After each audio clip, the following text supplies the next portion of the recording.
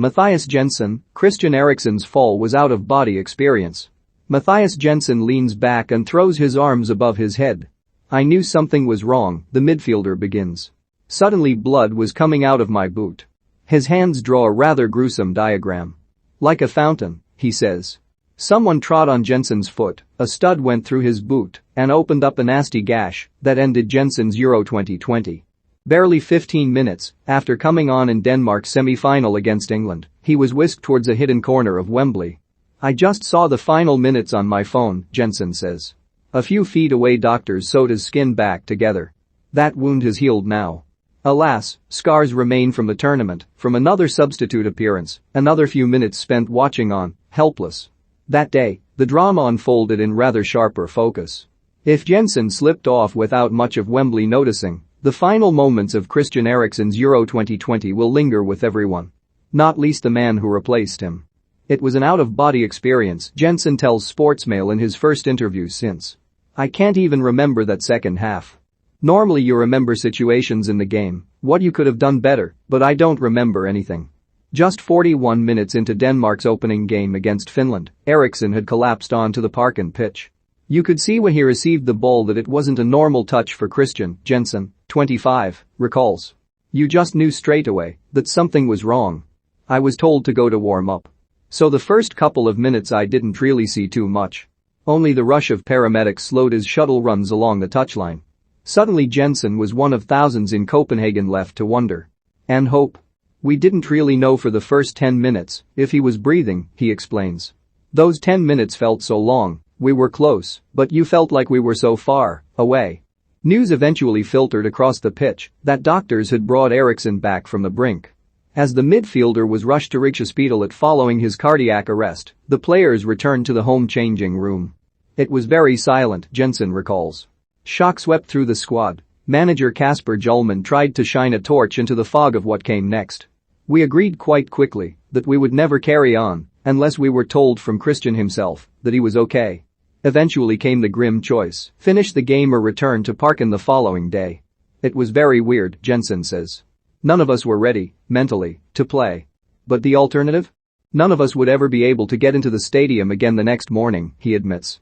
It's easier just to play, no matter what the result would be. And then get back home. Finland won 1-0. Few inside Parken are out-cared. I haven't ever experienced something traumatic like that, Jensen says. You don't really know how to act. All the more incredible, then, that Simon Kjær and his players had shown the compassion and clarity of thought to form a human shield around Eriksen. To comfort his partner Sabrina as she emerged, sobbing, onto the pitch. Not until the team returned to their training base could wounds begin to heal. We had something to eat, and then psychologists came to our camp straight away, Jensen says. We spoke to them as a group, and you could do it individually as well, we didn't hold anything back. Hjulmand and Kjær have knitted together a tight group. Eventually, though, every player had to shoulder the weight of solitude. Jensen pauses briefly. Yeah, it wasn't easy to sleep that night, he says. I also found it very difficult straight after the game, when I saw my family in the stands. The only thing I wanted to do was go out to them and hug them. But I couldn't, really, because of the COVID rules. They had the chance to speak to loved ones the following day. That was what people needed. From there, Jensen says, I felt much better. I was ready to move on. Many teammates felt the same. Then, when Eriksen left hospital, he visited the Denmark squad. When things are just going on in daily life, you're training and playing, football feels the most important thing, Jensen says. But that really put a lot of perspective on what's the most important thing in life. Without their talisman, Denmark rode the waves of emotion to reach a first European semi-final since 1992. At 1-1, with 88 minutes gone, Wembley teetered on a knife edge when Jensen replaced Thomas Delaney. Shortly before halftime and extra time, Raheem Sterling collided with Joachim Mell, then Jensen, and tumbled inside the area. I didn't actually know, when it happened, if the ref thought it was me making the foul, the midfielder says. I wasn't even running to the ref, because I knew there was VAR, so I was thinking, this can never be a penalty. Even though I saw Sterling had a slight touch, I don't think it's enough. The sort of decision referees would not give this season. Jensen agrees. That was also, I think, part of why we were so frustrated. Because we never think it was a penalty, he smiles. You never know if you're going to reach that final in a tournament again. So those small details decide maybe that we could have reached the final and maybe won everything. Not that the 25-year-old would have faced Italy.